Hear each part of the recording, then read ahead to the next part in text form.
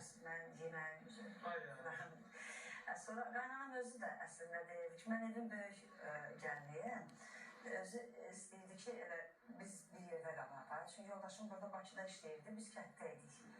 Elə bir ay qaldım, sonra özlərini gətirdilər ki, daha bəs eləyər deyə.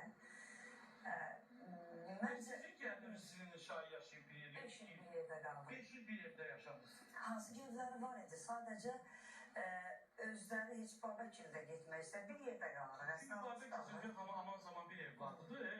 Oradakı, indi də hətta bir binada yaşayırlar deyə getmədiyi gözümdən gedərəm özümdən. Amma hər dəfə gəldiyinizdən çox ağız dolu danışırsınız. Allah haqqı, gəlin də evin bir qızıdır da, başqa cür təsəvvür belə eləyə bilmirəm ki, yəni başqa cür nə deyə bilərəm ki, mən ona da, yəni xəyalıma belə gətirə bilmərəm ki, mən gəlimin nəsə xətrinə dəyim.